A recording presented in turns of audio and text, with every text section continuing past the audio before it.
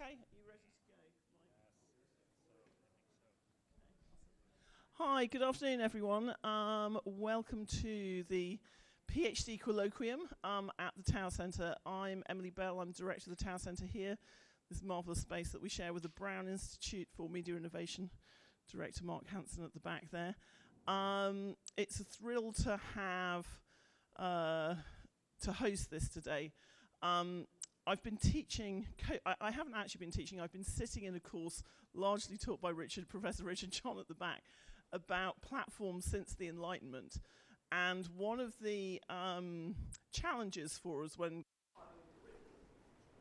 was to find a really excellent book or text that covers the next phase. And I think Richard has written, found some great papers, but struggled really substantive, excellent text until Mike Anani's book turned up in my inbox, galleys of it, The Networked Press Freedom, and I sent it along to Richard saying, you know, this is it. This is the book that describes the things that we need to talk about, probably better than anything else I've read. And Richard kind of gave his affirmation a couple of weeks ago, going, the Anani book is really, really good. And I know that Richard is an incredibly tough crowd. So I hope you'll enjoy today and join in the conversation. We're also very lucky to have Jamil Jaffer here, who is the director of the Knight Institute for the First Amendment, just over the way, who was, as soon as we said, Mike is coming, would you respond to his book? He said, yes, I would love to, because it's such an interesting topic. So the format of these events are that Mike will present, Jamil will respond, and then really they are made by the quality of the discussion and the interaction with you guys afterwards. And there's also food and beverages at the back for people who play nicely during the colloquium. So without more ado, I want to hand over to, sorry, I should have said about, I was so overcome that he agreed to do this that I failed to properly introduce him, which is Mike is not only a brilliant author, but he's a tenured professor now at USC, and he's just starting a fellowship, the name of which I've forgotten, at Stanford this September. So without more ado, Mike, take it away. Oh. Yeah. Thank you very much, Emily and Jamil. It's a total pleasure. Oh, I think it lost again. I don't know, it seems to be cutting it. No, okay, it's fine. It's a total treat to be here. When Emily wrote and asked if I would do this, it was honestly a dream come true. The book, I think, is supposed to be available starting today, so it's actually a fortuitous thing to be here, and it's a very sort of exciting day for me to be able to be here and chat with you all. And thanks especially as well to Jamil for agreeing to both read the book ahead of time and to come and give responses. And we were talking a little bit about format and things earlier, and he's going to have some questions for me, but I said that if they're really hard, then I'll just not answer them and we'll open to Q&A earlier, but if they're easy, then I'll answer them, so we'll see. So this is the book, and what I try to do in the book is to basically challenge what I see has been this dominant meaning, or this sort of dominant interpretation of press freedom in the US. And I should preface by saying a lot of the work of the book and a lot of the thinking that I've been doing is really US focused, which has sort of, you know, pros and cons. I'm not able to speak as much internationally as well. But I would argue that I think this is kind of the dominant view of press freedom. And it's a bit of a potted history, but the idea that there's sort of mostly lone and brave and sort of industrious journalists and publishers who are constantly striving for freedom from markets, freedom from the state, freedom from audiences who may try to be constraining what they view as journalism's public function, what they view as the public's needs or wants in any particular moment. And the simple way to say it is that if we would all just sort of get out of the way of journalists and publishers who are willing to make these sort of brave and heroic decisions and really hard calls, hard editorial calls, then the public would be well served. And I think there's wrinkles on this, but I think that's been largely the dominant view of what press freedom has meant over the years. So the book tries to take that as a starting point, but then say, how might we rethink this idea of press freedom a little differently? Specifically, how might we rethink it not as a property of individuals or sort of idiosyncratic moments or sort of individual properties or personalities, but how might we think about it structurally? And then how might we think about it technologically as well? When we're in this age where I think it's increasingly this sort of panic or crisis, call it what you want, about what the heck the press is, what does it mean to say the press is free in this moment? So I want to start with a couple stories just to sort of illustrate what I mean. The first is this. So if in 2008 you had gone to Google News and you had typed in United Airlines into the search box of Google News, this would have been the top hit that you would have gotten. And it was a story by the Sun Sentinel that says, United Airlines files for bankruptcy. It's actually the Sun Sentinel in a partnership with the Chicago Tribune, so it's sort of a shared piece of content there. But it's a story that says United Airlines files for bankruptcy. It goes on to tell how revenues were about 75% of what analysts were expecting. They're having to do a lot of restructuring to sort of bring employees into different situations and actually potentially lay people off, to cut down on operations. But this was the top story that you would have gotten. It turns out there was a Miami investment banker whose beat it was to cover United Airlines for Bloomberg News. He was doing his sort of morning routine of sort of researching the different companies that were on his beat. He typed in United Airlines into Google News, found this story, and again, this is 2008. So the only problem is that this story is actually from 2002. It's a 6-year-old story that actually dominated Google News' results. The Miami investment banker pushed that story to Bloomberg News Service. Bloomberg News Service released it across their network. This was the story, all of a sudden, that United Airlines had filed for bankruptcy 6 years after they actually had. They hadn't done this at all. So you might say, well, why does this matter, right? It's just sort of a quirk of Google and the Sun Sentinel and this poor embattled investment banker who's trying to pump out content as quickly as you can. So this is why it matters. United Airlines stock price dropped about 75% in 2008 based on an erroneous story, or a story wasn't erroneous, it was just 6 years old. So United Airlines looks at this and says, wait a second, why the heck is our stock price dropping? And it became this sort of forensic, investigative sort of procedure of trying to say, where the heck did this information come from? Part of the reason this stock price dropped was because there was a series of algorithmic sort of real-time trading modules that were also forcing the stock down as the algorithms were starting to perceive the stock had dropped. A lot of people dropped out of it, but it had been triggered by this sort of confluence of the story, the Google News ranking. So just keep in mind this one story for a second. I want to tell just a couple more. So here's another one in 2008 as well. And I picked some stories that are a little bit older, although the book sort of carries through to present day. In 2008, a woman named Brenda Enterline had sued the Pocono Medical Center for basically a suit against misapplication of medical services. So she was trying to sue the Pocono Medical Center for damages around this. It turns out in the Pocono record, there was a long set of discussions underneath a story about her lawsuit, a long set of discussions about her case. And it was in the comments section underneath. And there was a sort of healthy dialogue that was going on. Brenda Enterline said, I want to know who those people are. They seem to have a lot of knowledge about my suit against the Pocono Medical Center. Pocono record, tell me who those people are, right? Even though they're under they're under the story, these are the commenters, she wanted to know who they were. Pocono record said, no, that's reporter's privilege. They're actually covered under our understanding of a shield law in Pennsylvania. We're not going to release those names at all. We consider the story to include not only the text the journalist wrote, but also the discussion around the story, the comments underneath the story. That's how they drew the bounds of the shield law for them. In the moment, the court agreed, and the court has said, yeah, shield law extends to your anonymous commenters as well. Brenda never found out who those people were. Exact opposite case happened in Illinois later that same year. There was a murder trial that had happened, and the accused also had a whole bunch of information that was being told about the accused case on a story on the Telegraph, the Illinois Telegraph.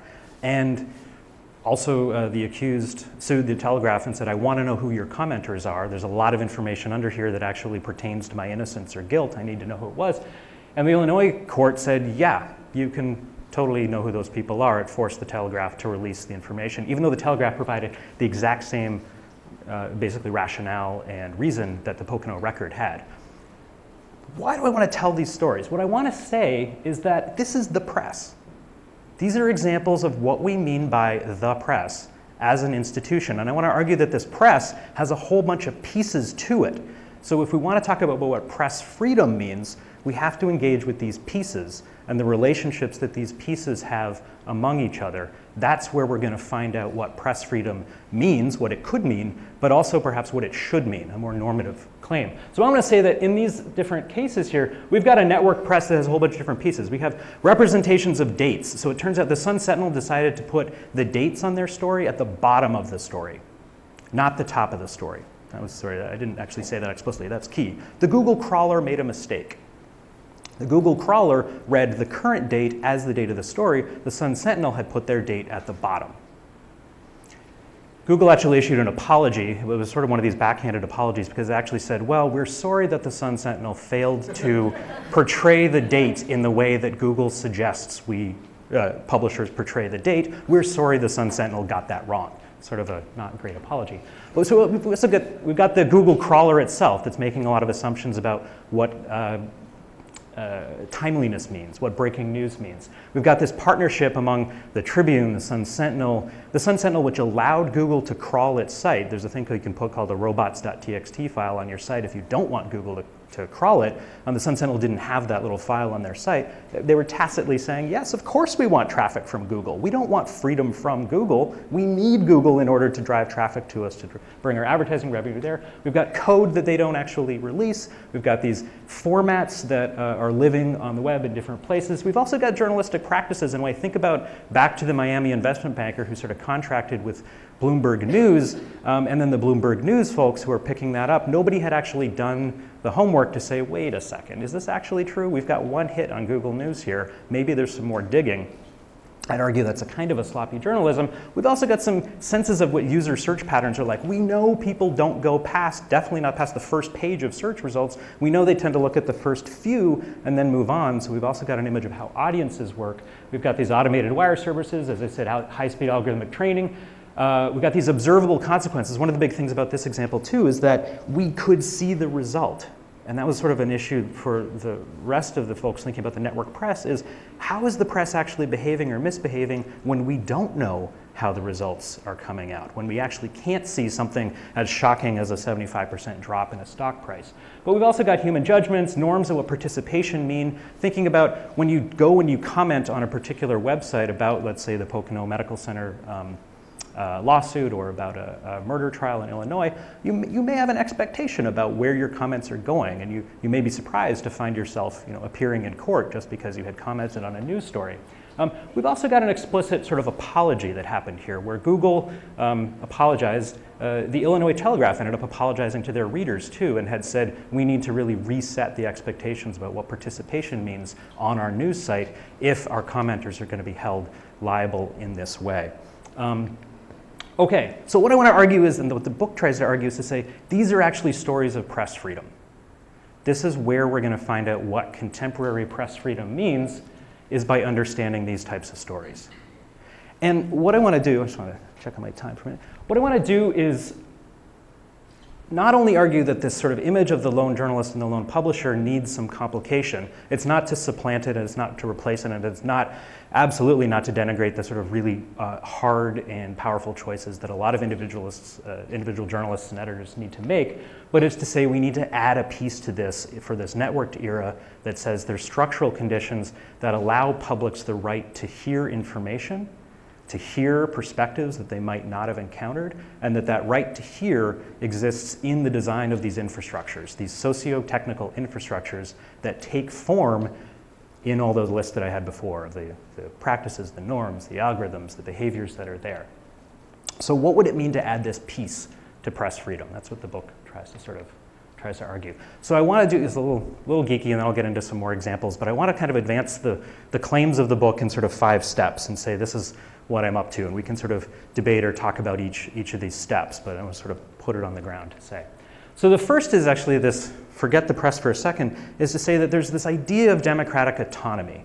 There's this idea of self-governance that I want to argue is more than what, Isaiah Berlin talked about, this notion of freedom from and freedom to, a negative freedom and a positive freedom. And I want to argue that liberty, or the idea of democratic autonomy, needs to live in both of those things.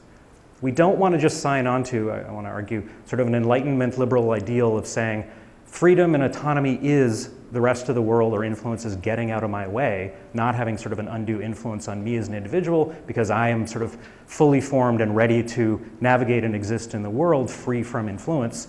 I want to argue that freedom actually requires this second piece, this freedom to, an affirmative notion of freedom that says I need relationships with others to teach me things that I wouldn't have chosen to seek out, to challenge perspectives that I think I've developed individually, and to basically tell me more than what friends or marketplaces or algorithms would tell me. And this is part of the responsibility of the press, is to think about that affirmative notion of freedom, that people need more than just to be left alone to go navigate information spaces free from interference. They also need to have a vision of the public guiding them as they produce news, as they circulate news. So this is this double notion of autonomy I want to put on the table. Secondly, I want to argue that the free press is part of a system, what Thomas Emerson describes as a system of expression. And the press actually makes publics.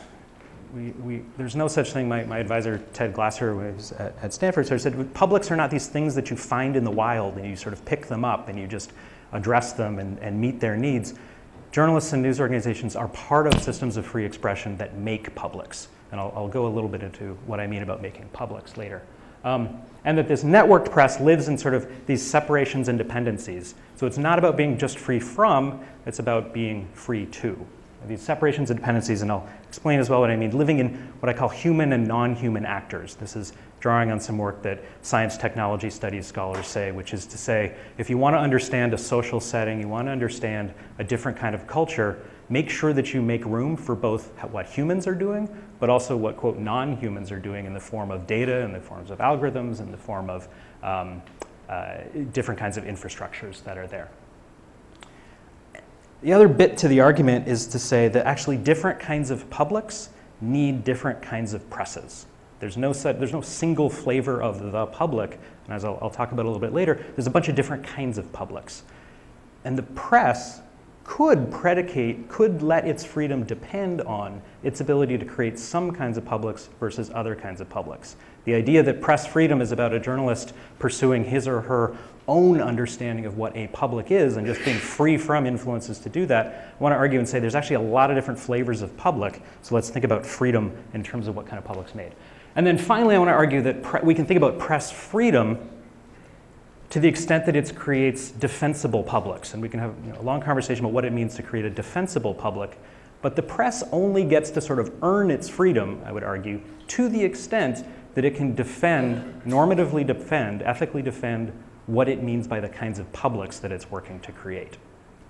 Okay? So this is, I was a little sort of dense and dry a little bit, but this is sort of the theoretical conceptual framework that I sort of go into this space with, is to say press freedom is about more than the individual, it's about more than freedom from, it's about more than just the ability to think about publics as things that exist in the wild, it's about the ability to make publics, and then to be able to defend the kinds of publics that you think you're making. And it's not to argue for one public over another public, but it's to say, be able to understand the kinds of publics you're making and defend those. Okay, this is encapsulated. This is a kind of an older quote. Alexander Meiklejohn was sort of one of the first sort of legal theorists who described this, but he made this sort of rather provocative, and when I've talked in journalism schools about this, there's usually this hush that comes over the room and people are like uncomfortable with this, this idea. But Meiklejohn said, actually the ultimate point of interest in sort of systems of public expression is not the words of the speakers, but the minds of the hearers. The press ensures not that everyone shall speak, but that everything worth saying shall be said.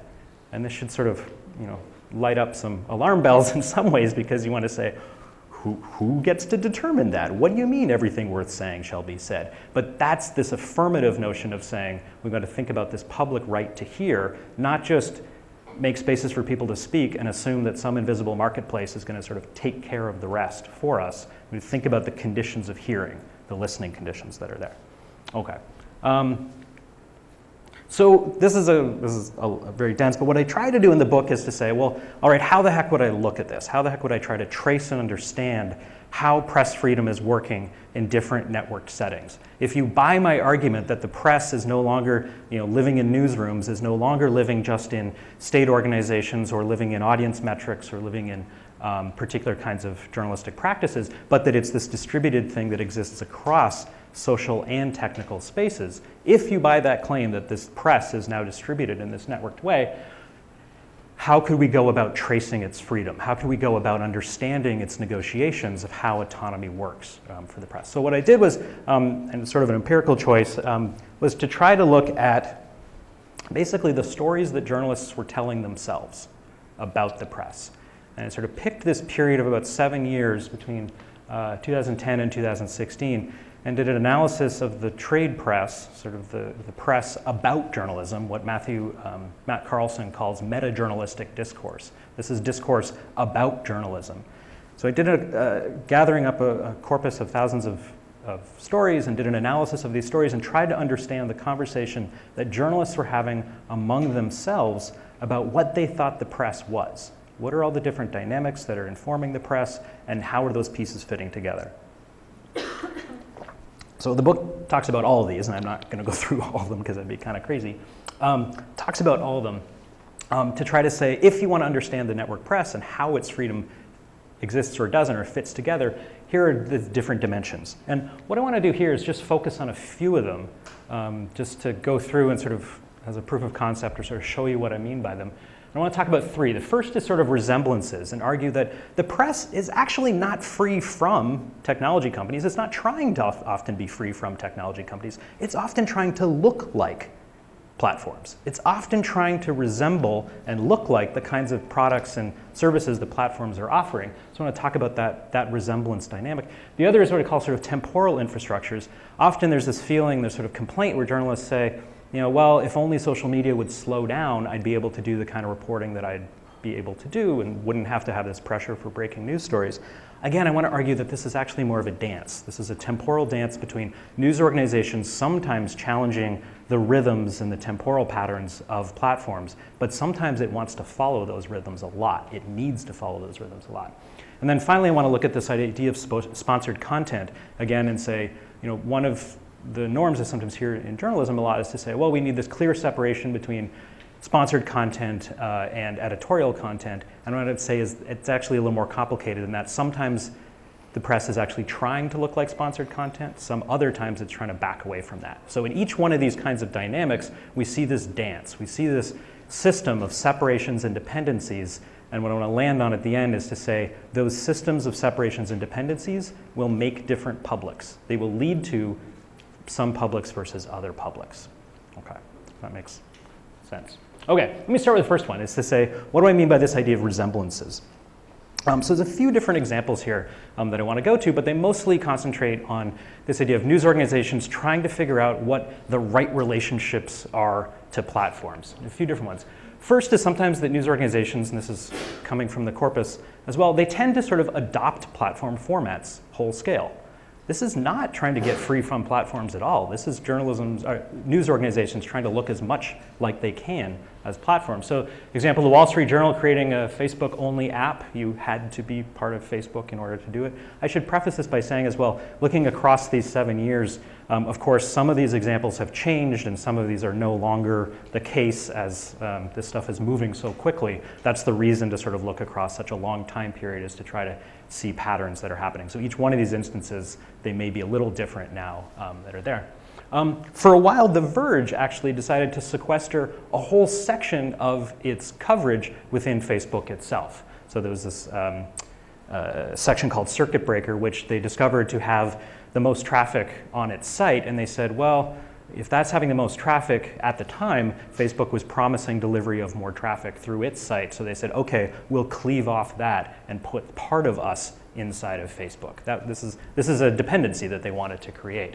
And we also probably, some of you may have it at home, but this idea of creating flash briefings for your Alexa device. So there's a lot of news organizations now that are actually trying to create flash briefings that look as much like and work as well as they possibly can on Alexa's device for Amazon. So another one is that we also saw evidence across these 7 years that news organizations will often tailor their content for particular technologies or particular kinds of platforms. So one is that The Verge for a while showed different versions of its story with different types of advertisements, different types of leads to the story. Showed the story differently to some people, whether you were looking at it on a Windows box or whether you were looking at it through a Google search, or whether you were looking at it on a Mac. And we're sort of experimenting with saying, maybe there's a platform-specific version of a story that we want to show to people. That's very much a closeness, a dependency. The New York Times and Guardian, probably some of you saw this. The New York Times was on this, it was a sort of a big description of the Saturday Night Live cast. So basically each part of the story in the Saturday Night Live cast had these tweetable phrases, and very easily embedded within the story. It was encouraging you to tweet this. As The Guardian does this as well, and increasingly since then, a lot of news organizations are doing this, of trying to lead you into a mode of participation by embedding things within the presentation of the content that are specifically meant to be tweeted, meant to be shared. And finally, we also seen a bunch of examples, I just picked one here, but that a lot of times news organizations are really rewarded for these resemblances. They're not rewarded for keeping a separation from the platforms, they're rewarded for it. So there was an example, this was 2 years ago, when Facebook was experimenting with trying to think about how to display local content to different types of users, how to guess the locality of a Facebook user. Did a partnership with NPR to say, well, let's see if we can match our version of what local means on our platform with how you geographically tagged and geographically organized your stories. Maybe we can make those two things come together. NPR saw a spike in the traffic on those stories that were appearing on Facebook that aligned with Facebook's notion of what locality, what geographic location meant. In a sense, they got rewarded for that. There was sort of a reward for that kind of alignment. Okay, so that's sort of theme number one I want to go through. The other one is this notion of a temporal infrastructure. So say that news organizations are actually constantly in this dance with how platforms and how technology companies think about time. Time is, and we've long since blown out of this idea of a morning newspaper and an evening newspaper, or a 6 o'clock news or 10 o'clock news, that those are the only times to punctuate this time. So in this world where time is actually sort of much more fluid and continuous, how the heck do we organize this? One approach to this is to say, well, maybe platforms and news organizations need to come into some alignment on what time looks like. They do that through the design of infrastructures, through the design of these social and technical systems that make some kinds of time talk to other types of time. In some other work, I talk about this as sort of the inside-out version of time, which is the time that structures how journalists work, how editors work, how different kinds of news stories are taken up for consideration, and this outside-in time, which is much more about saying, what does the environment look like that I want to publish on? Where does that time come from? How might that actually influence what we're doing internally? But let me show you a few examples to explain what I mean by this temporal infrastructure here. So the first one is just sort of search engine priorities, and these are changing all the time. Google in 2011 made a major sort of change to how it indexed Google News, saying that it was going to prioritize, quote, recent events, hot topics, current reviews, and breaking news items. If anybody's even just anecdotally, if you've had the experience of trying to search for an event and you wanted news hits on an event that happened 9 months ago, 12 months ago, it's actually really hard to find it through Google News because of this window of what temporality, what timeliness means that's sort of encoded into Google. Google's actually a pretty bad interface for trying to think about things that have not happened recently or breaking news. But what ended up happening here was that in 2011, a lot of news organizations ended up changing how they wrote leads, changing how they wrote headlines, changing how they displayed time to say we have to be present in how Google is understanding that time. We don't want separation from it, we want closeness to it. The other one that comes into play is sort of the user interface design and timeliness. One of the examples for this that was sort of the most tragic and most upsetting was the case of 2 Virginia journalists who were shot while on air, while covering. There was a piece of video of the attack that happened while they were on air, that video became shared widely and was viewed in a lot of different places, was posted in a lot of different places. Facebook and Twitter at that time had a policy of autoplay. So whenever you were scrolling, whenever you were going through, you would just see a video, it would automatically start playing. It didn't have mute on as well, so the audio was coming through. There was a period of time when autoplay was seen as a way by Facebook and Twitter to engage audiences, to bring them into experiences and to sort of keep them on the site. But here we had this example where I'm almost positive to say most editorial decision makers would not say the correct thing to do is to autoplay a raw video of two people being attacked when somebody is scrolling through a feed. So there's a lot of news organizations that actually got together at the time and said, this interface design, this default design decision that you've made does not work for us editorially. We want separation from that UI design decision that's there. This is the chart on the left here, but there's also a lot of examples. The Miami Herald was the one that I was most in-depth looking at, but news organizations just basically trying to publish in time and rhythms that worked with social media sites. So we know that, well, the Miami Herald found that their content tended to do best when it was posted on Twitter on Tuesday afternoons. It ended up restructuring a lot of its internal labor to say, let's try to get our stories ready to be on time or to be in sync with platform rhythms. And then finally, as an example here I want to talk about, so Andrew Lakoff, who's a science technology scholar, has this idea of what he calls a sentinel device. And a sentinel device is basically a device that's watching. It's an infrastructure that's monitoring and that's watching and that's trying to make decisions about what counts as an event or does not count as an event. And it's an algorithmic sort of process, but it's also a process of trying to sit latently watching online activity, and you pre-code it and you say this is what would, quote, count for an event, this is what would not count for an event. News organizations, and this is just one example, Reuters' tracer program, are increasingly sort of using these kinds of devices to say, we can't possibly have our journalists watching beats constantly. We can't possibly be able to have our eyes everywhere and be able to decide it. Maybe we can set up what Lakoff would call these sentinel devices that could watch for us. And Reuters News Tracer program actually says this is exactly what we want to do. And they design their system, you cannot see that at all, but it's a system that's sort of monitoring Twitter explicitly and saying, how do we guess when something is happening on Twitter? Maybe it's a lot of retweets, maybe it's certain kinds of words, maybe it's a lot of posting by people who don't normally post. You can sort of make little folk theories of what you think an event is and then codify that into this sentinel device. Reuters Tracer actually says, yes, that's exactly what we want to do because they want to think about offloading the burden of witnessing. And they even just use this language to say, journalists and audiences don't have the time to be witnessing everything. We can let the code do some witnessing for us. So events such as bombings, natural disasters actually work really well with their system because they take this burden of witnessing on board for them. So it's this idea of real-time witnessing goes away. Okay, the last one I want to go for is just, these are, oh, that got a little crunched, sorry, is to think about sponsored content design. Usually there's this sort of feeling that we want to have separation from the commercial entities that are sponsoring content. We want to sort of leave editorial content as this sort of pure thing that's not being influenced by the market. But again, it's a little more complicated than that, and to say that actually a lot of times news organizations are trying to look like sponsored content or are really playing with that blurry boundary between when something is sponsored or not sponsored. BuzzFeed did a curious thing, this was 2 years ago, where it actually took a bunch of content from Reddit, republished the content under its own banner, and said that actually they were doing a transformative act by taking Reddit content and putting it under BuzzFeed. They tended to get a lot of traffic from that. The Reddit community was understandably not too happy with that at all. As people saw their whole conversation sort of lifted wholesale, rebranded as BuzzFeed content without getting a dime for that at all. Washington Post does this thing where they actually I think they just stopped doing this. They allowed paid posts within comments. They call them sponsored viewpoints, so allowing sponsored views there. Sports Illustrated for a while required you to watch an advertiser video before submitting a comment until they were sort of critiqued by saying, wait a second, what's the relationship between the content of the video that you're making me watch and the comment that you're going to approve or not approve, because there was a moderation process that happened after that point.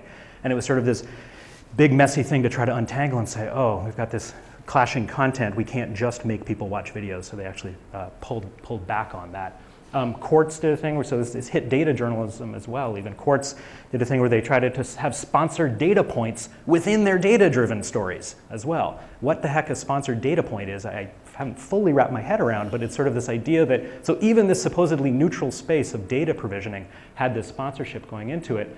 The AP did a curious thing for a while. They briefly used their Twitter handle, which has a ton of followers, to actually tweet out sponsored content. And they said, we put in big letters that this was sponsored content in it, but the AP's Twitter followers sort of rebelled up and said, hey, I don't follow you for advertisements, I follow you for AP breaking news. Don't try to turn this social media feed into a content revenue generating one. You probably know this one. New York Times offers you Starbucks users free Wi-Fi content. There's one I didn't put up here as well, but my hunch is it's no longer happening, but guests staying in Trump Tower used to have free New York Times delivery because, quote, and there was actually a little sticker that was put on there for a while. There was a quote from Donald Trump saying, the New York Times is my favorite newspaper. So that program I think has been discontinued, so it's no longer there. And we also see the one at Washington Post sort of mixing this subscription revenue with Amazon Prime membership. I just want to keep an eye on my time for a second. I'll go over. Okay, I'm gonna blow through this a little bit quickly, probably faster than maybe I should because it's a little bit drier. But what I want to argue is, so we've talked about just a few of these kinds of dances that are happening, that happen within these socio-technical infrastructures. These dances between journalists' editorial practices, between sort of revenue needs, between technology design, between platform expectations, between user cultures. And there's all this sort of is swimming in this mix. And I want to just very briefly go through and say that if you're thinking about this, if you're trying to figure out, well, what the heck should I do with this big space, this big mix of influences, I wanted to offer a way to say how you configure these relationships among these entities will lead to some kinds of publics or maybe not, maybe other kinds of publics. So I want to just give a little quick typology of what I mean by that and say if you're thinking about either critiquing or designing these elements, what might you think about? So if you think that the public, this is when I say the public has lots of meanings, if you think the public is mostly about sort of deliberation, about building consensus for doing decision making, then you want to design your infrastructure in a way that sort of circulates verified information and it's sort of about rationalized decision making.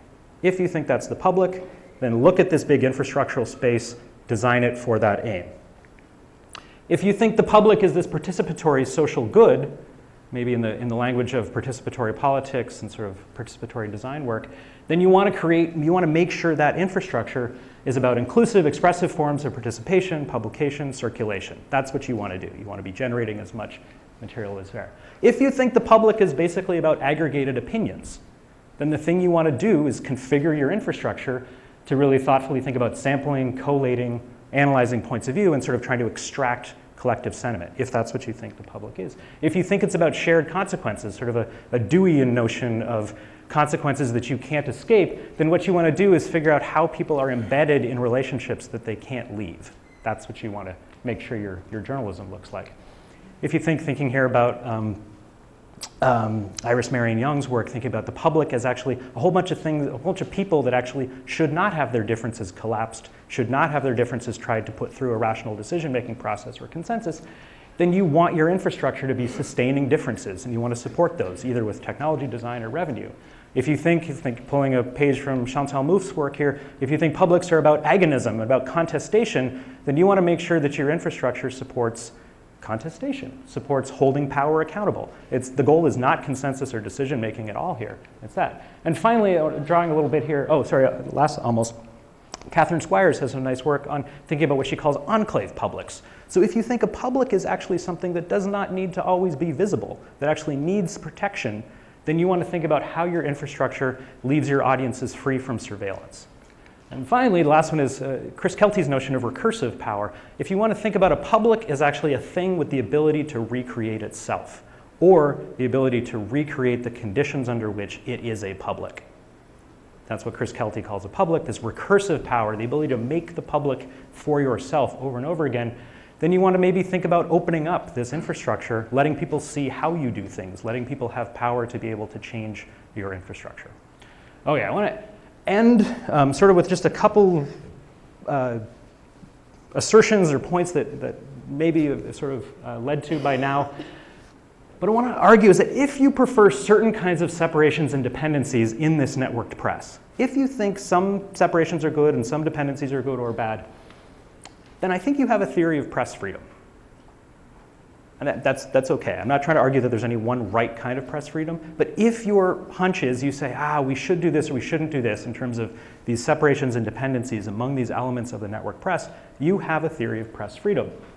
And if you have a theory of press freedom, I think you have a theory of the kinds of publics you want a free press to be making. So think about what are those types of publics that are behind or that are driving your notion of a free press. So if somebody says we need a free press, or press freedom is under attack, or the free press is failing us, this is my hope that maybe would come from this book, is that you could ask what kind of freedom, right? Think about positive, negative freedom. What kind of press are we talking about? Are we talking about a configured network press of a particular type? Which kinds of publics, and then what kinds of infrastructures are behind those publics? Or that you might act to sort of create these defensible relationships among the elements of publicness. So the hope is to say, if you buy that notion of networked press freedom, you buy that notion that press makes publics, then I think it's actually one of the most exciting times we have had in recent history to say, the networked press is in this moment where it's not closed. It's, science technology scholars would say it is not stabilized. We haven't reached a moment where there's a stabilization of the relationships among people and technology. So it's actually a moment when we can also redesign or rethink what the freedom might be among these different kinds of entities. Okay, I'm going to stop there. Thank you.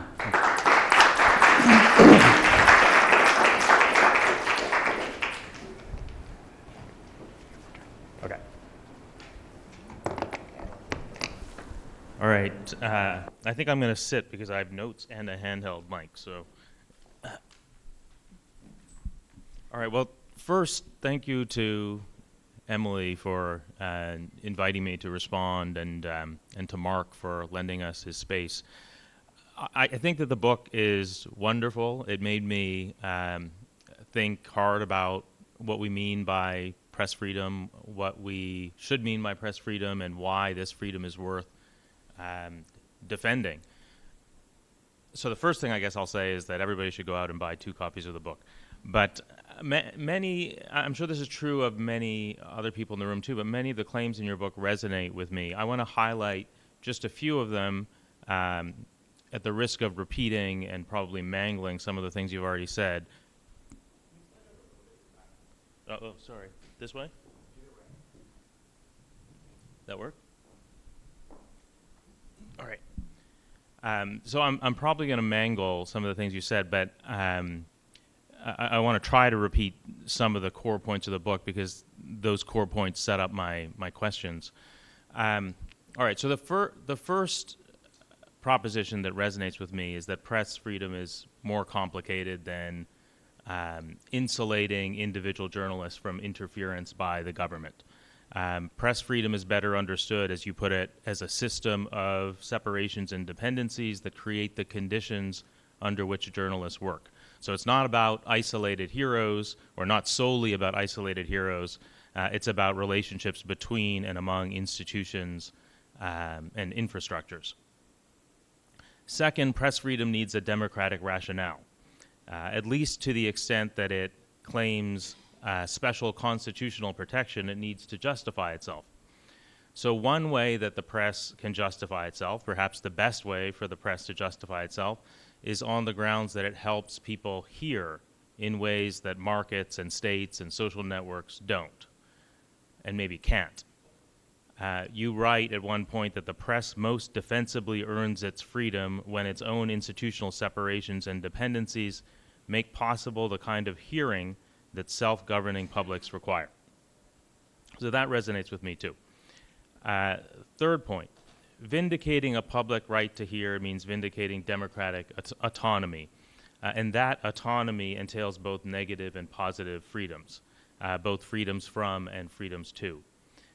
You quote Owen Fiss at one point, "If people are to make choices with democratic value, they need supportive social structures that equip them with full information and under suitable conditions of reflection."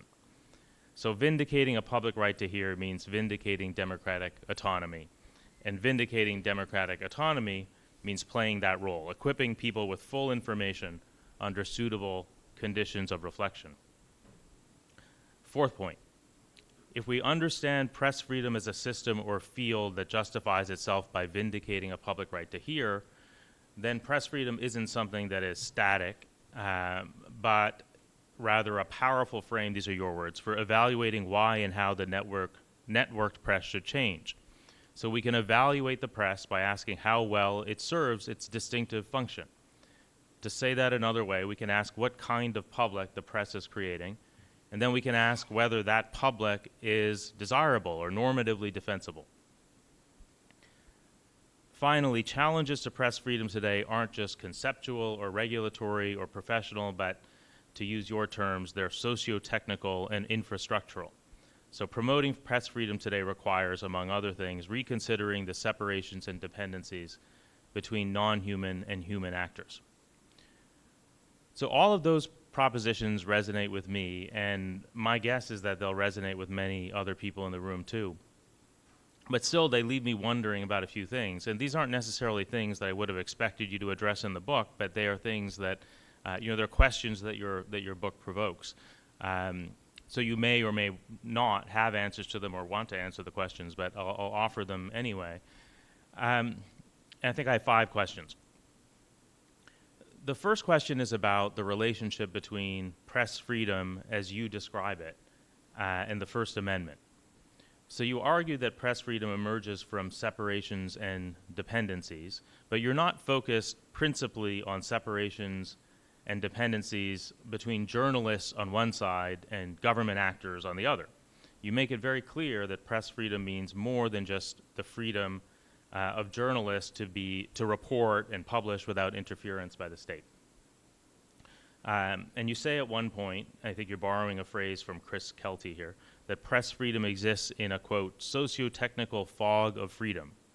And you describe that fog as implicating people and affiliations, norms, regulations, routines, algorithms, myths, expectations, databases, platforms, operating systems, and the list is probably endless.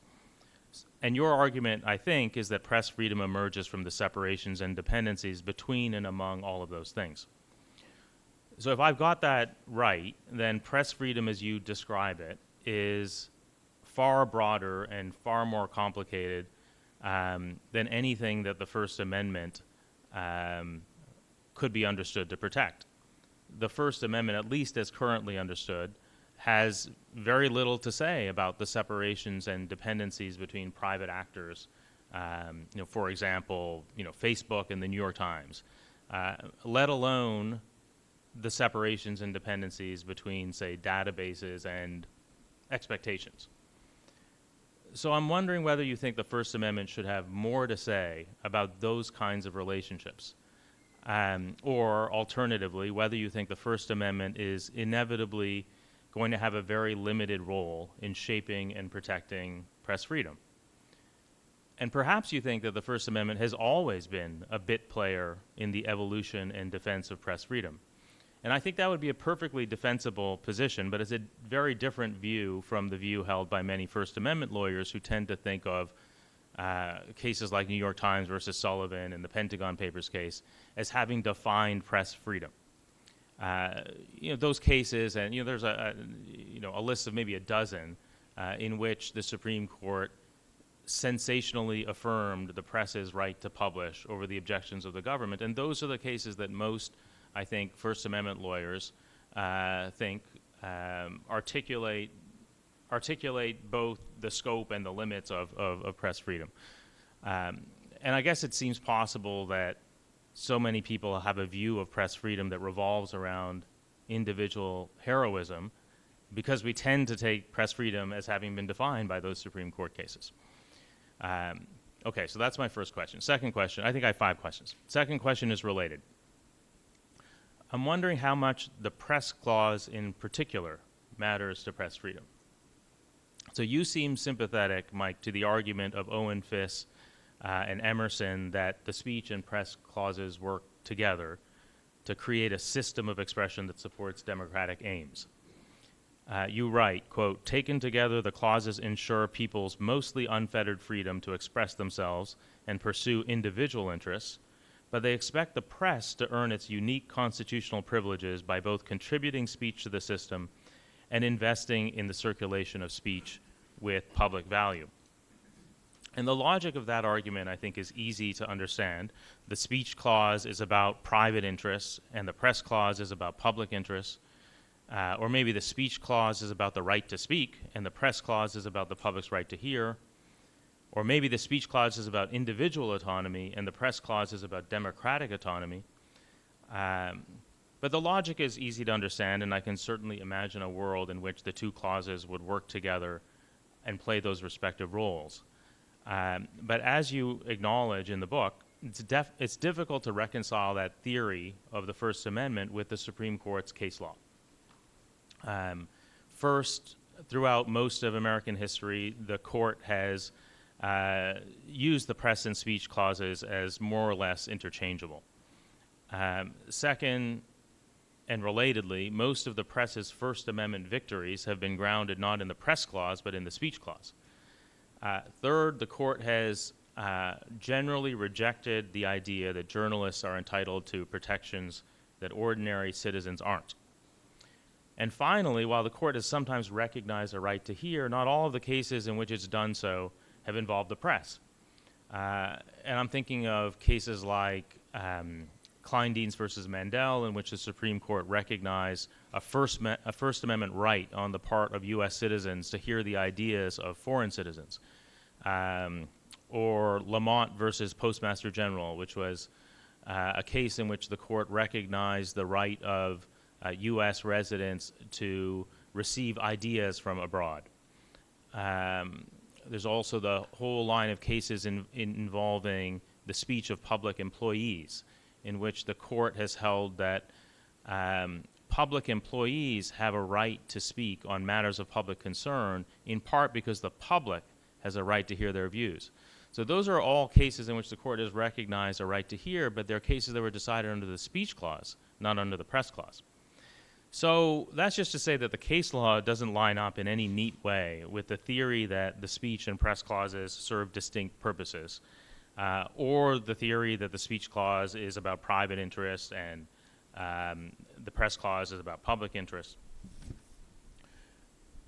But I wonder whether that actually matters to you. Your argument, as I understand it, is less about the press clause than it is about the press. And I think you discuss the Supreme Court's cases mainly because you want to establish that those cases don't foreclose a conception of the press as an institution that is uniquely or unusually dedicated to public concerns. And I think you're right that the cases don't foreclose that conception of the press. But still, I wonder whether it's problematic for you, or problematic for press freedom as you understand it, that the court has essentially read the press clause out of existence.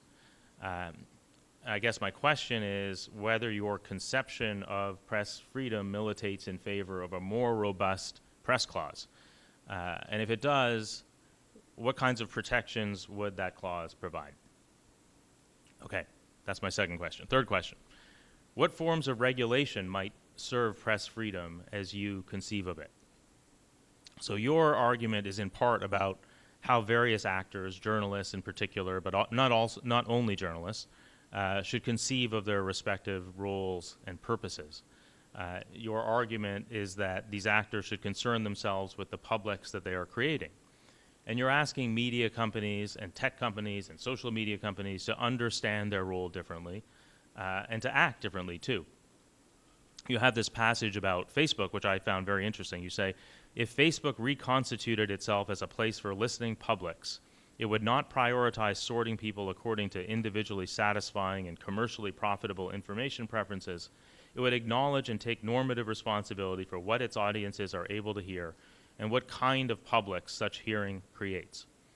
Such recognition and accountability would appear not only in the design of its algorithms and advertising markets, but also in its relationships with news organizations and other social media platforms. So obviously nothing would foreclose Facebook from thinking differently about its role. and from altering its algorithms and its relationships with news organizations in ways that serve press freedom. But it seems unlikely to me that Facebook will do that voluntarily, except maybe at the margins. So,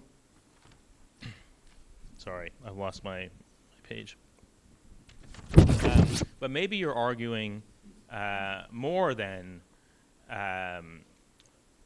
maybe you're not just arguing that Facebook should reconsider the normative defensibility of the public it's creating.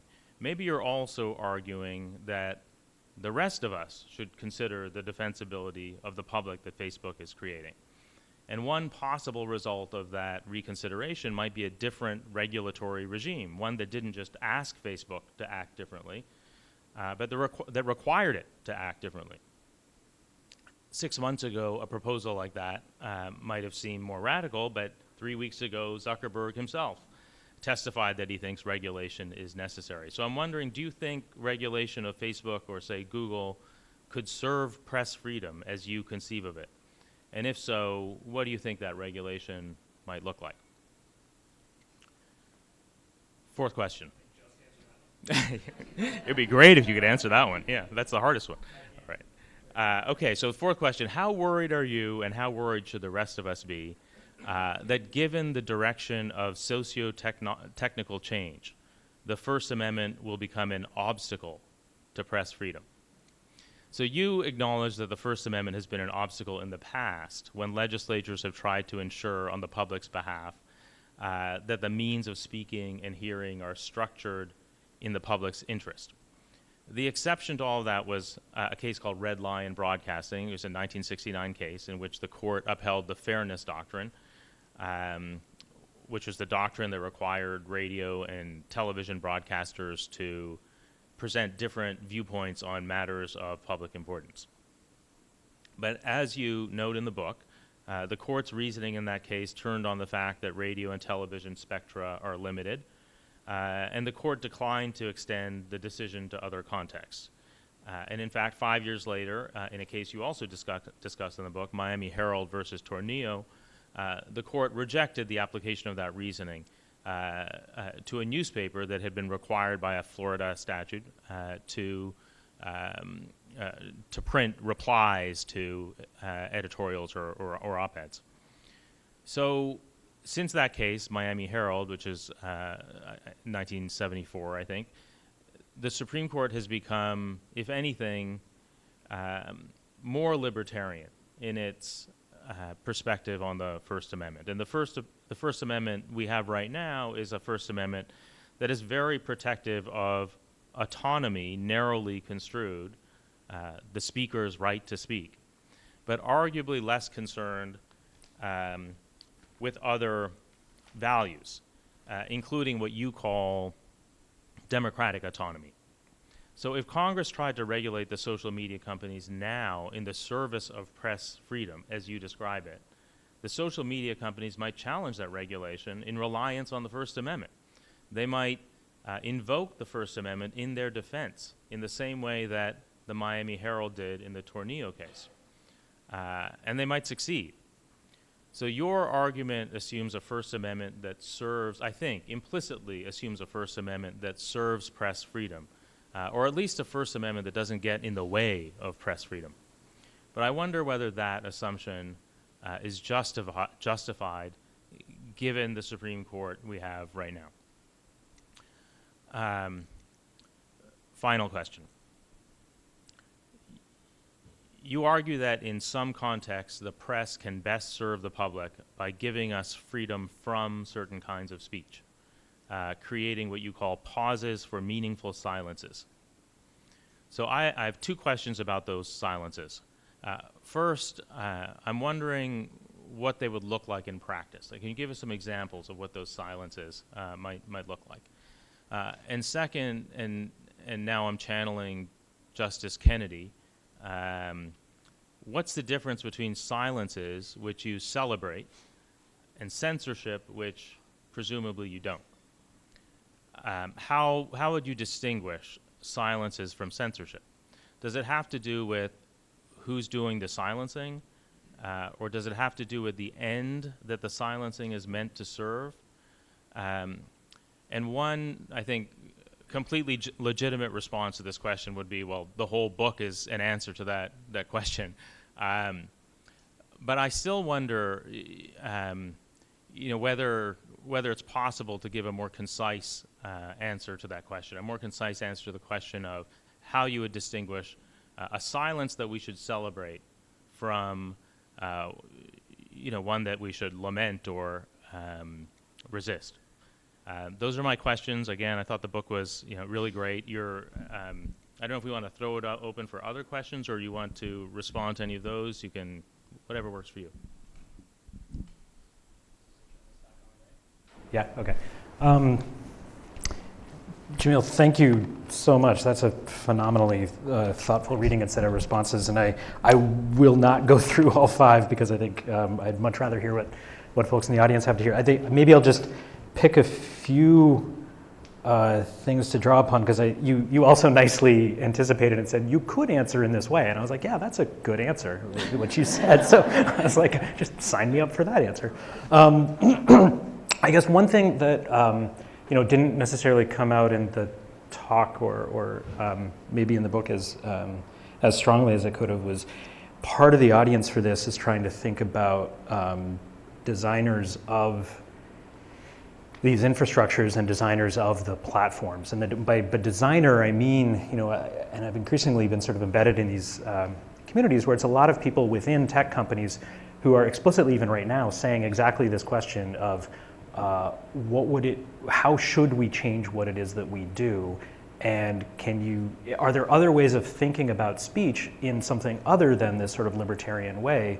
Because they are often saying, that even though I agree that the court might actually, you're definitely right, still in this sort of libertarian ideological mindset, the tech companies seem to be increasingly saying it seems like public sentiment is demanding something else. This whole idea of tech platforms sort of being spaces for individuals to do whatever it is they want, discover the kinds of relationships they want, that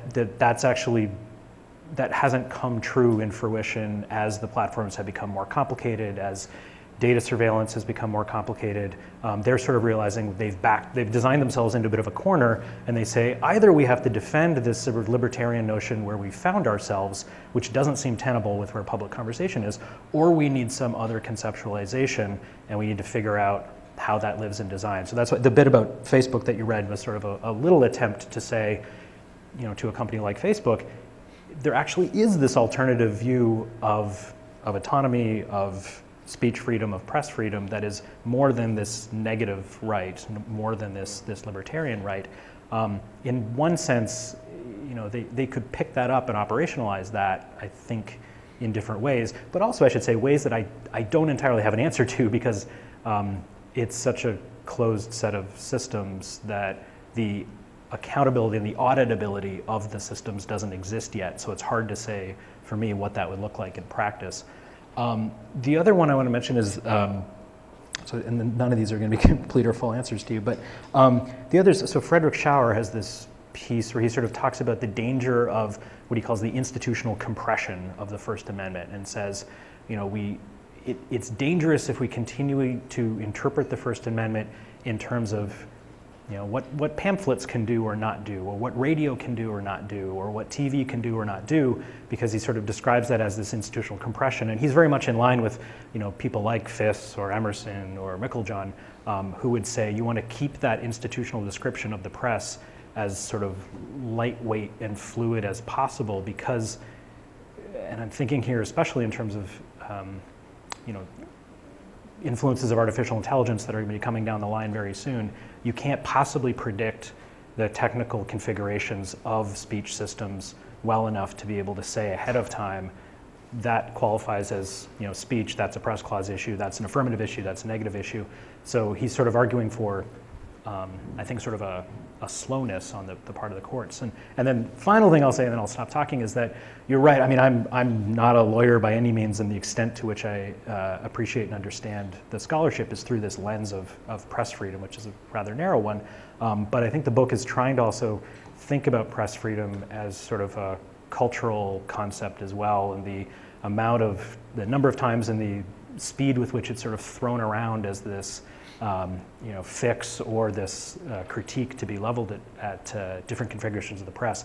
That's sort of part of at least my intended audience was to say the cultural understanding of press freedom, and that's why the bit of work I did was looking at journalists' own understandings of press freedom, which are rarely legally sophisticated a lot of times. They're usually living in this space of practice and culture, which is just sort of another space to have that argument around it. Anyway, I'm going to stop there. I could go on, but thank you so much. I really, really appreciate it.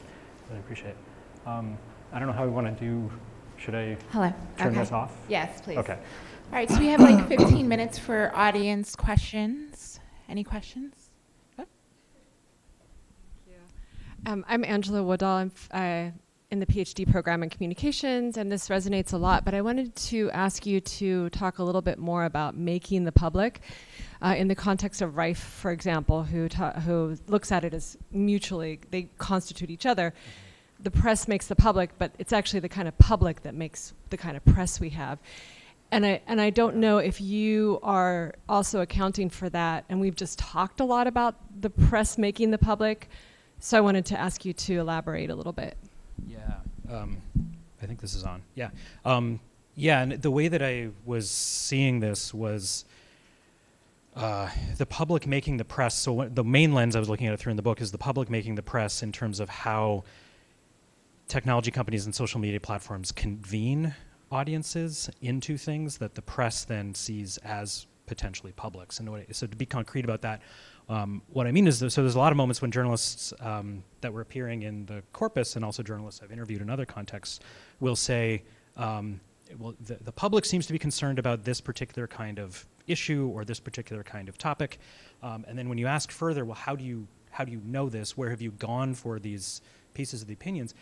It often, especially for digital and online journalists, it often tends to go to, well, that's what's happening on Facebook. And then you say, well, what do you mean by that? And then you sort of say, well, it's actually my Facebook network, or it's about what's trending on Facebook, or they say on Twitter, they'll often use a lot of trending topics. So there's a reliance on the infrastructure's image of audiences that are presented to journalists that act as starting points for the publics that journalists think they're serving or speaking to.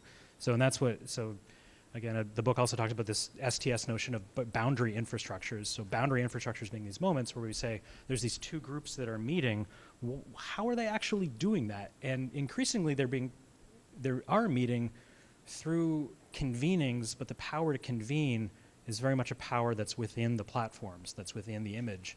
And one thing I would hope or like to see more of is that journalists might question and say, well, what kind of image of an audience am I getting through various either sort of algorithmic curations or sorting or recommendation systems that are there. I don't know if that sort of answers your question, but I think sort of mostly about the infrastructural layer that mediates, that says to publics, or says to audiences, this is how you get to journalists, and says to journalists, this is how I'm going to show you audiences. That layer in the middle is the one that I think is kind of key. It's there.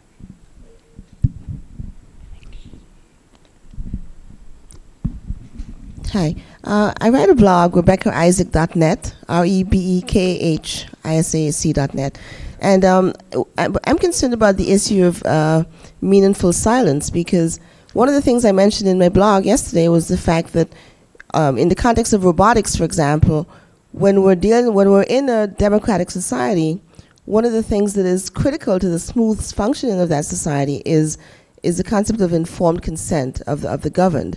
If we don't have openness, there's no informed consent. So when you're speaking in terms of meaningful silence, then how could we possibly have, fully informed consent when someone somewhere might decide that on this issue we need silence? So I'd like to suggest that what we need is not necessarily meaningful silence, but rather a because. So that if someone is, there has to be limitations to speech, but if someone is speaking and they can just, speak their opinions without any because, then we get into issues of slander and libel and all of that. So when they're forced to say to lay the foundation on which they base their their opinions, then I think we have the protections that we need when we're getting into not just the formal press, but individuals speaking. So. No, it's a great point. It actually picks up on something that Jamil had brought up as well that I hadn't actually responded to. But to be clear, when I'm talking about meaningful silences or sort of meaningful absences, I don't see those as legitimate when they're coming through overt censorship or overt preventions of speech. And I think that speaks to your point about sort of informed consent. I would not countenance at all sort of this silencing of people. My audience for that that suggestion or that formula was to more sort of say, I think journalists and news organizations are often finding themselves in these traps where they feel like they have to speak more often than I think they want to sometimes, in more places than I think they want to sometimes. And this was true in the corpus that I looked at and other interviews that I've done with journalists, there's often this sort of hidden or unspoken desire to say, I really just wish I could pause for a second, or pause for a little bit on what it is that I'm doing here in order to privately speak with other sources, privately try to also create a collection of news organizations that might, so there's this old scoop and shun phenomenon as well in the press, right? So this idea that you might not speak about something because you've already been scooped by somebody else, and you might actually not speak about it because a competitor's done it already. A lot of the journalists that appeared in the corpus and that I talked to said, you know, if I didn't have that competitive pressure, I might have a different rhythm or a different timeline to how I reported.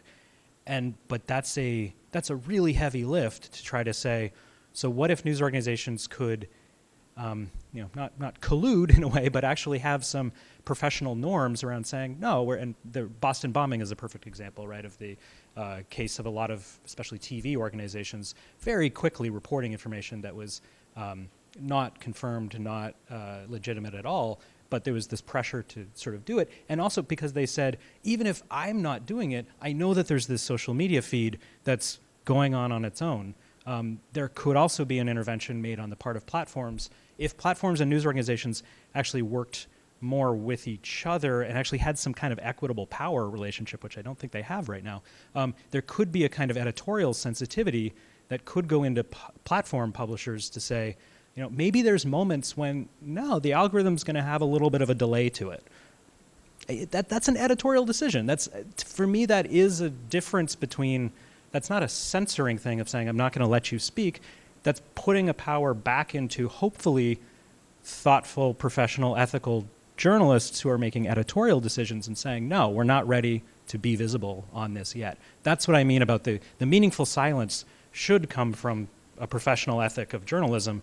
It's just thought about what its speech does or doesn't do in different times.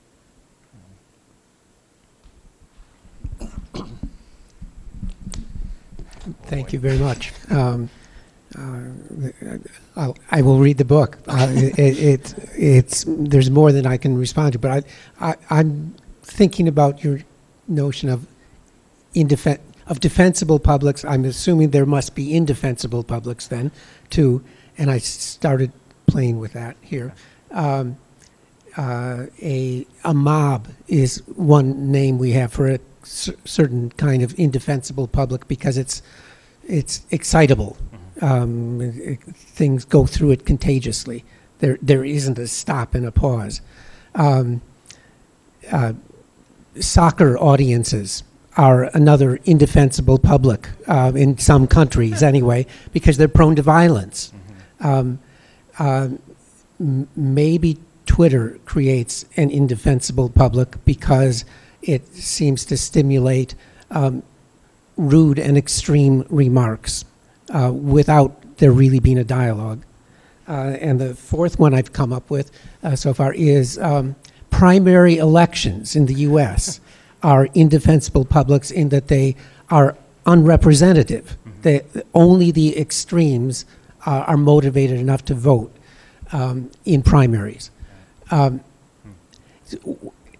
One of those four things is created by media, the Twitter. The others are created by other sorts of institutions. So that's as far as I've gotten.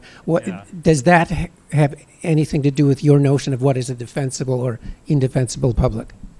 Yeah, thank you. Yeah, I'd need to do more thinking about each of those examples individually, but yeah, I think it would go to that question of the democratic autonomy point, is to say that that's the basis upon which you might say whether a public is defensible or not, is saying, is it producing the kinds of democratic autonomies that speak to a social imaginary, a notion of the good life, and that those are definitely into normative territory that needs to be specified in a way. But yeah, I would say they're there. I'm also thinking of Catherine Squires' works on enclave publics, where she resists and sort of pushes back on the notion that also publics need to be visible all the time, and that there's a lot of times when, especially people in conditions where they don't necessarily have the power to either defend themselves or to be able to come together to talk about what their consensus might be, they need space that's actually free from surveillance and free from visibility and free from sort of promotion, to be able to do that work of figuring out what their identity is, what kinds of projects they want to be working on. And so an indefensible public, to Catherine Squires, might be to say, well, if the public itself isn't ready for that kind of visibility, then it is an indefensible thing to sort of bring another notion of visibility, a Habermasian notion of publicness, to say, we need equitable participation among everybody. We want to make it visible among everybody. Catherine Squires might say, no, that would be an attack on the defensibility of that public, because you prematurely brought visibility from outside of it. I don't know. That's just sort of one thought that comes to mind, is like, I think the extent to which, especially social media platforms, have a predilection for making people and information visible in ways that those people and communities might not want that visibility, that's the extent to which you may sort of critique those publics and say, or sorry, critique those platforms and say, you're actually doing an attack on a public here with visibility. You might not realize it, but this public is not ready for that kind of visibility yet. That's the media connection I might make. Thanks. Hi there. Thanks so much for being here. This is really stimulating. My question for you is in regards to your separate publics. And so I understand how you arrive there, right? Readers have different expectations of the press. But I can't help but think that if you lean into that notion, then you're also creating more echo chambers and deeper echo chambers. So I'm wondering how you would deal with that. And I'm also wondering how that might contend with your title, like for a public right to hear, should it be public's right to hear? And then what is that information? So I would just love if you could expand on that. Yeah, no, that's a great point. And when I was listening to those publics, thank you, that's a great question. I should have said I don't see them as exclusive in a way as well. So I think that there's a lot of conceptual overlap, but then I think there's also a lot of operational overlap as well. I don't think that you would think of a single media system as just speaking to an agonistic public and ignoring a deliberative public. I don't think you could have that separation in mind. Where I was more trying to say is that maybe this public right to hear actually needs to span across these different types of publics, so that at any given moment, in any given issue, in every different collection of people, I would hope that the media system would be rich and robust and mature enough that these different publics could exist alongside each other, could exist contemporaneously, and that we're not trying to sort of reach one or another. So for instance, just to give a little tip, in a lot of the news discourse that I was reading, a lot of the trade press that I was reading, the two types of public that were constantly foregrounded was a notion of sort of a rational, deliberative public, of the idea of giving the citizenry what they needed to know. And then the other was sort of this agonistic public of holding power accountable and challenging power. And those are the two types of publics that consistently come through. And I think they're the two types that you often hear a lot of technologists and platform makers speak to as well. That's sort of I think those seem to be the most dominant kind of folk theories of what publics are. But no, but you're right. That's the notion of a public right to hear is trying to sort of say there's a lot of different types of hearing and speaking that might go across these different types of public. But yeah, thank you. Thank you. Yes.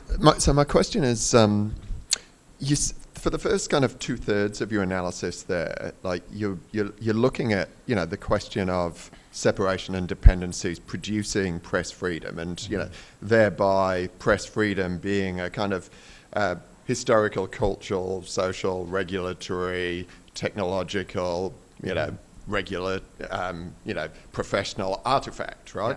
Yeah. So you're looking at it as an artifact. And you know, that's a very detailed analysis of it as an artifact. And then we come back to a normative framework. That seemed to me the sort of the last gambit. We're shifting from this kind of historical, political analysis of the production of press freedom, the production of publics. And then we kind of come back to the kind of normative question. And I just sort of wonder about that move back to the normative, and whether there might be something problematic about that. You know, in the sense that it brings us back to a kind of question of, you know, a kind of meta frame or a meta response, and kind of two potential problems with that. You know, one being that that might kind of make the best the enemy of the possible in relationship to this problem. Another being perhaps that it creates too rigid a framework for what is a very much a moving ball. Yeah, so. No, it's a good point. I mean, I think I was trying to do with the normative move was to move a little past sort of a descriptive analytical framework of saying, and the book, there's one chapter in the book that does this, of sort of saying, here's the historical, I didn't get into, but here's the historical argument for why the press has always been about systems of dependencies and separations, and this is nothing new, really. It's always been about this little dance, this negotiation. And then, you know, the other part is sort of trying to say, yes, it lives in these socio-technical systems, and that's a descriptive move as well, and saying, here's how journalists are talking to themselves. The reason I tried to go that extra normative step partly is to say, and I hope the book doesn't do this, but not to say that there's an ideal that, because it's, you know, basically unattainable, and I don't disagree with that, but I wanted to keep alive this idea that when we are in moments of regulatory questioning, so whether it's sort of a Zuckerberg testimony, or whether it's sort of a Cambridge Analytica shutting down, or Europe doing a better job than the US is in regulation, we're in these sort of regulatory moments of questioning. I think that's a moment when it's okay to have some ideals. It's okay to sort of say, here's some things we could reach for.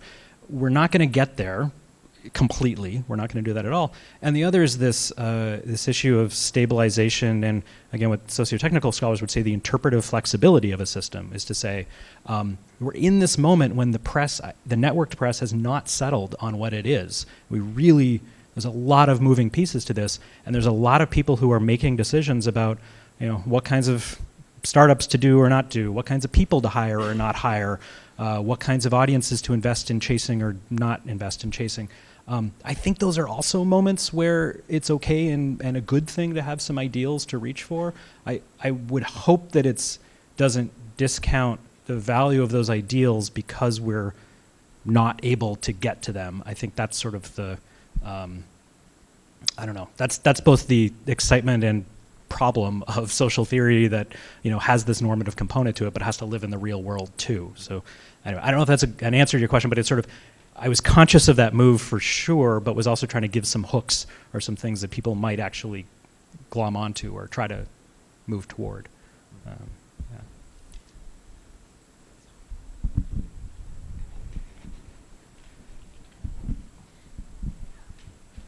Thank you.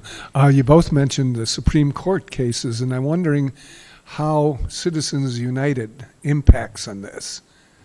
How do you think, how would it do it? I mean, either This is one where I of almost you. want to bring in Jamil here and ask you to, as you're more the legal expert than I am, but. I have an answer to that question. Do you want to or no? I mean. It's a good question. Yes, I would say it's a good question. Because I don't have the legal background to really parse that decision and make it. The only thing I would say, and this is again my own layperson understanding of the case, is that it did seem to change the conditions under which speech was considered something that was the property of the individual, or it was this property of a thing that could be publicly regulated. So the only thing I would offer is to say, well, it sort of seems like a moment when we have this tension between whether speech cultures that are focused on the freedom of the individual to speak versus speech cultures that are predicated on thinking about the freedom of speech and how it circulates and how it sort of is taken up by or not, that's a public rationale for speech as opposed to sort of an individual rationale for expression. To me, that the case sort of puts into question, or it seems to shift the needle a little bit more towards that individual power away from that public rationale. I don't know. Okay, last question. Okay. That's a lot of pressure. I'll try to make it short and sweet. Yeah, so this has just all been so fascinating. I guess my question is kind of, I guess it's about capitalism. I don't. So yeah. Okay. But no, I mean, I think I was struck by the passage that Jamil read about Facebook from the book, and for them to sort of reorient in the way that you describe, and I haven't read the full book yet, obviously, would require a completely fundamental sort of reimagining of their business model. And so, I think the question I want to ask is, do you think that sort of socio-technical system that is as heavily commercialized as the one that we have right now, in kind of coming from Silicon Valley, and particularly that operates according to the currency of attention, can a system like that, does it create conditions under which any of these defensible publics could emerge? And if not, what do we do about that? Is regulation sort of the only way? Is there some other lever of pressure? What would need to change about the way that these companies make money? Yeah, I mean, the first I would say is I think this could be a story of regulation as well, right? It could be sort of a normative basis for making some of these regulatory moves, so I would agree with you there. The other bit I would say, and this is kind of why part of the audience for this is journalists and publishers who are trying to figure out what kinds of relationships to have with a platform like Facebook. I was partly trying to think about how could I equip these people with sort of, and their ideals for sure, they're really hard to attain ideals. How could I equip some of these people when they are in these negotiation or moments of saying, how would we design a partnership between news organizations and platforms? And this speaks to this sort of this First Amendment rationale too. I mean, news organizations are the only commercial enterprise mentioned in the Constitution. There's something more than just this commercial rationale, this sort of marketplace capitalistic rationale. Journalists might actually engage that more and say, look, whether it's legally but also culturally and socio-technically, we have this obligation that is broader than just us figuring out how to help you get more eyeballs for your attention machines. That's the basis on which we're going to enter this partnership. And that's also the power that journalists have, is to be able to say, we speak a normative language, we have a cultural power that the platforms don't have right now. And that could be a kind of a partnership that may move toward at least one of those types of publics. Okay.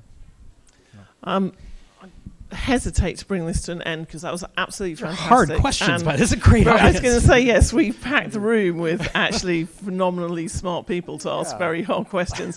Mike, thank you so much. That was just a really terrific exposition of things that I think everybody in this room is very absorbed by at the moment. Hopefully you'll hang around afterwards, grab yourself a slightly curly sandwich and a drink. And I want to thank Jamil as well for, I never want to appear, incidentally, I never wanted to appear in court anyway, but I certainly don't want to appear in court with Jamil on the other end of it. Totally, that was a tour de force of really hard questions. Yes, But thank you both very much indeed, and thank you as well for being so engaged in this conversation. I hope you'll stay and discuss afterwards. Thank you. Thank you. Thank you so much. Oh God, no, not at all. That was amazing.